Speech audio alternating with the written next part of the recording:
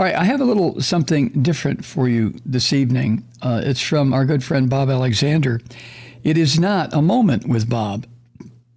Consequently, I don't have appropriate introductory music, so I'm just going to begin. But Bob has written, as I've been just begging him to do, is to start writing, a book length or what have you, because he is such an excellent writer. And he lives with a good editor, too, his wife, Arminda. Anyway, he sent me something. He said it started out maybe as a moment with Bob, but it wasn't working, so he decided to try something different. And this is what he came up with. This is a short story that I think you will find fun. Tales from the Zone, the Time Traveler. Looking back on it, the arrival of the time traveler was the complete opposite of dramatic. At first, there was no one there, and then there was. No flash of light, no blast of sound. The time traveler simply appeared out of nowhere. What was dramatic was where the time traveler materialized. He appeared just behind Blake Arnold and Lorene Whitcomb, the co-hosts of KLRB's Good Morning Meridian, at exactly 4:32 a.m., 2 minutes into the broadcast. The most obvious aspects of the time traveler was that he was incredibly old and that he was pointing a gun directly at the hosts of Idaho's least favorite morning TV show. I was in the studio's control room at the time, and I could see everything that was happening on the floor. The first thing the time traveler did was cock his gun. I don't know anything about guns, but it looked like one of those six-shooters I've seen in old John Ford westerns. The two people in the control room clearly heard the sound carried over Blake and Lorene's mics. The second thing that happened was Blake Arnold fainted and slumped off his chair onto the floor. I guess being a local celebrity presiding over the grand opening of the Suds and Scrub Car Wash, or supplying color at a televised annual Junior Boosters County Fair, hadn't prepared old Blake Arnold sufficiently to look down the barrel of a gun. But Lorene Whitcomb was made of sterner stuff. She knew if she could get through this, whatever this was, she might be able to parlay it into a better job in a larger market. I'd been an intern at KLRB for the past 2 years, which meant I worked all the shit jobs at the station. One of my jobs was to get up at the ungodly hour of 3 a.m. and get down to the station by 4 to be at the beck and call of Dave Samuels, the director of Good Morning Meridian. Dave ran the 3 cameras on the floor by computer from the control room. No cameramen necessary. The only people in the station where Larry the security guard was snoozing at his desk in the lobby. The only people at the station were Larry the security guy snoozing at his desk in the lobby, me, and Dave in the control room. Blake and Lorene, and the time traveler. Dave checked to see if the program was being recorded and then told me to call the cops. He was concentrating on what was going on down on the floor because he too thought he might be able to use this, if this turned out to be any good, so he could get out of Meridian. That left me to call the cops, which I did, just not right then. I was too interested in what was going on down there. Then the time traveler spoke. "What day is this?" asked the old man. Lorene replied, "Friday, December 10th. The old man shouted, "The year! Tell me the year!" "It's 2021, said Lorene. The old man sighed. "I got into this time machine on Wednesday, December 10th, 1958. There were 5 of us working the lab on the project. We didn't know what would happen. We always knew it would be a one-way trip. The device couldn't send anything back into time, only forward. We could send objects into the future, but we never knew what exactly happened to them. In order to know, we had to choose among us who would go into the future." The old man looked at his wrinkled hand holding the gun, and then he looked at Lorene. "The jump from 1958 to now seemed instantaneous, but what we didn't know, couldn't know, was that whatever travels through time ages at the speed of unaltered time. I was 34 years old when I stepped into the chamber. You say it's 2021?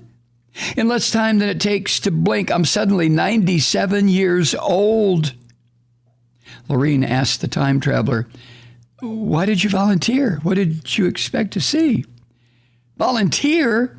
Everyone in the group wanted to be the one to go," the old man replied. I fought in the war.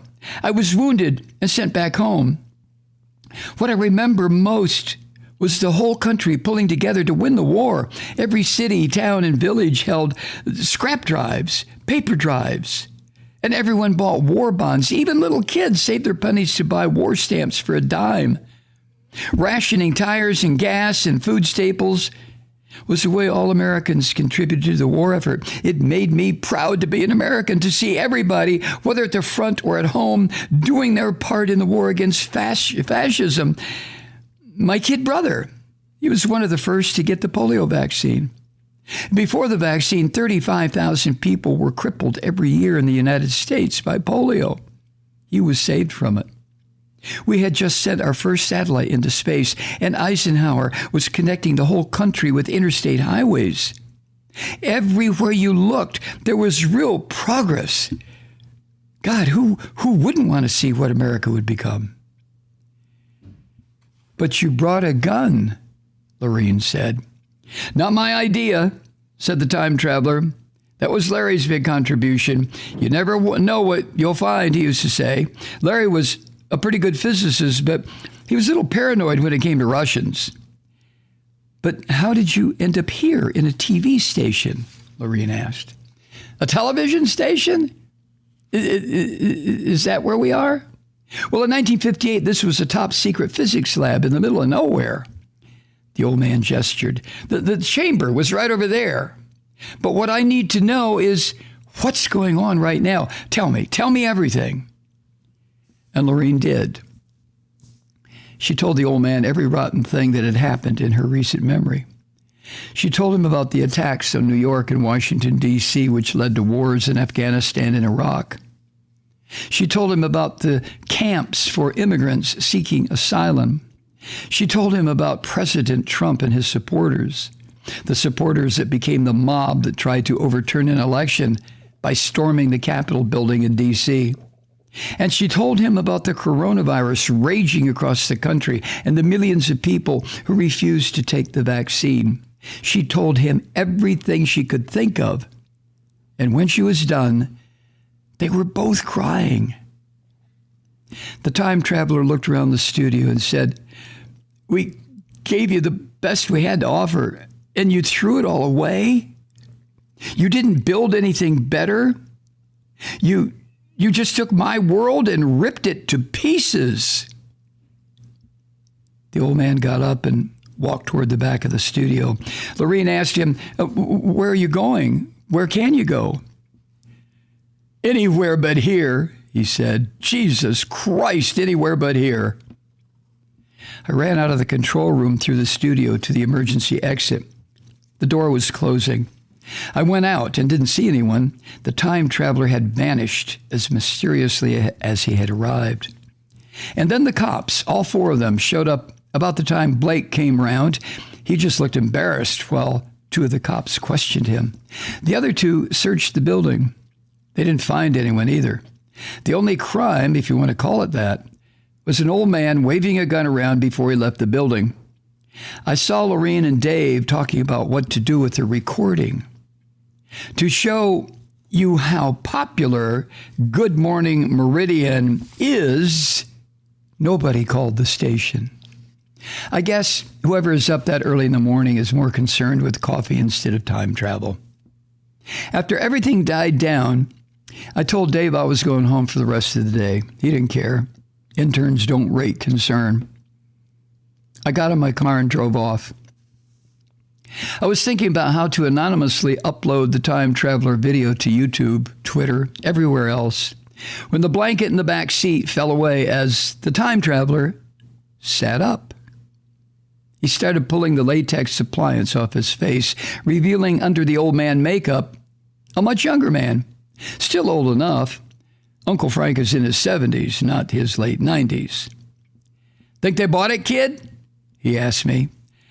I don't know, Uncle Frank. On the video, the screen effect of your appearing out of nowhere fooled Dave. Blake and Lorene were looking straight ahead into the camera so they didn't see you. And I think Lorene believed every word towards the end. Do you think it was worth it? As he pulled off the wrinkled latex chin, Frank said, I'll tell you what I do know, kid. Nobody gives a shit about what an old man thinks. But they might listen to a time traveler.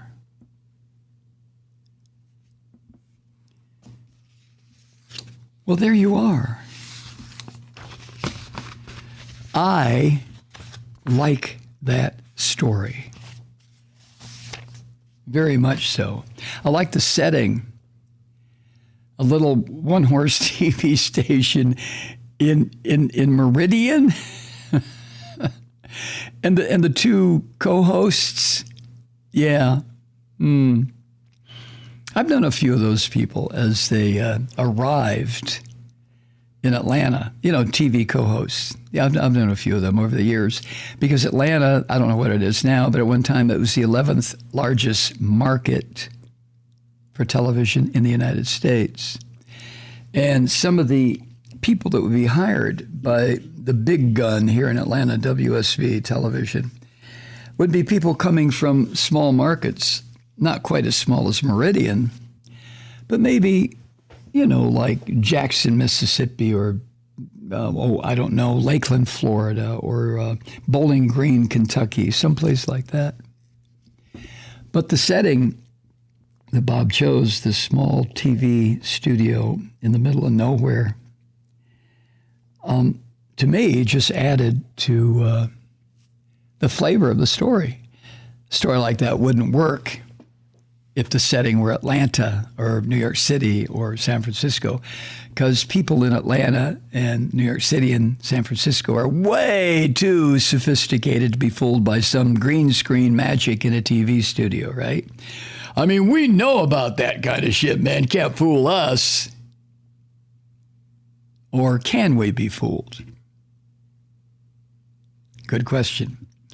And I'm sure Bob will address that at some point. Bob Alexander, if you want a copy of this, go to his website, voicesinourheads.com. And while you're there, tell him, for Christ's sake, Bob, write a book about anything.